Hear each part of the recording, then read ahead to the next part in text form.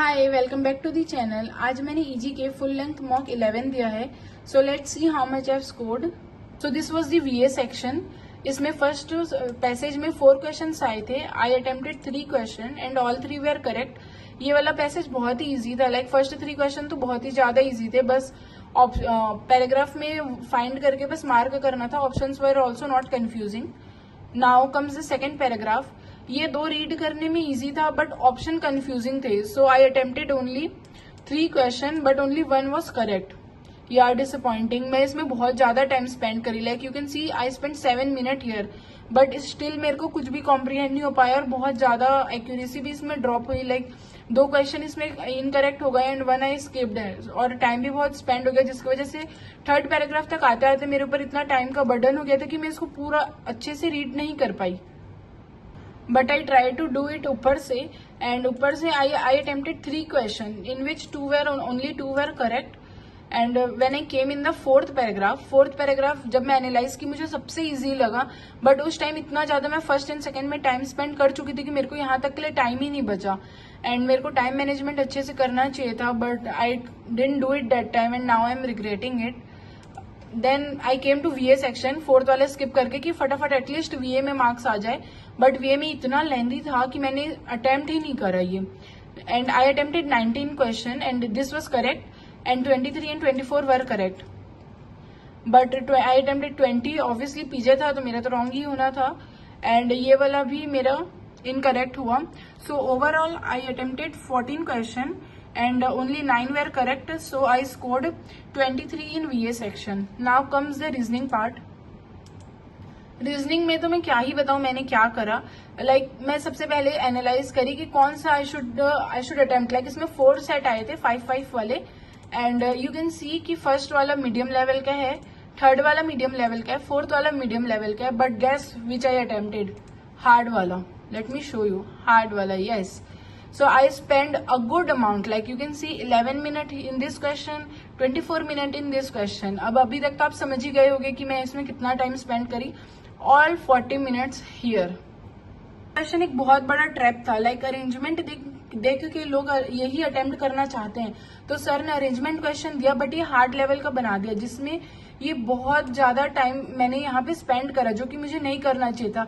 मैं सॉल्व करते गई और मेरे को ऐसे फील होता गया कि अब हो जाएगा। बट यू वोंट बिलीव कि मेरा 35 मिनट तक एक भी क्वेश्चन नहीं हुए थे, ना ही मेरा ये सेट सॉल्व हुआ था।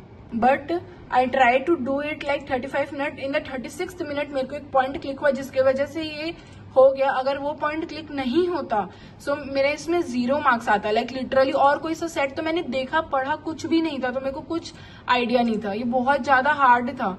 उस समय तक तो मेरे को लग रहा था कुछ भी नहीं होगा, but I somehow manage to do it. और इसमें मैंने 5 क्वेश्चन अटेम्प्ट करे, ऑल 5 वेर करेक्ट। एंड मैं जब एनालाइज करी थी मेरे को लगा कि ये सेट बहुत इजी था। अगर मैं ये अटेम्प्ट करती तो इसमें 5 तो अटेम्प्ट करती, बट कहीं इधर उधर से 1-2 क्वेश्चन और मेरे हो जाते, सो इससे ज्यादा ही आता। But I am really disappointed. Like I shouldn't have spend this much amount of time. Like हमको तो शुरू से बताया गया है कि इतना टाइम एक सेट में स्पेंड नहीं करना है।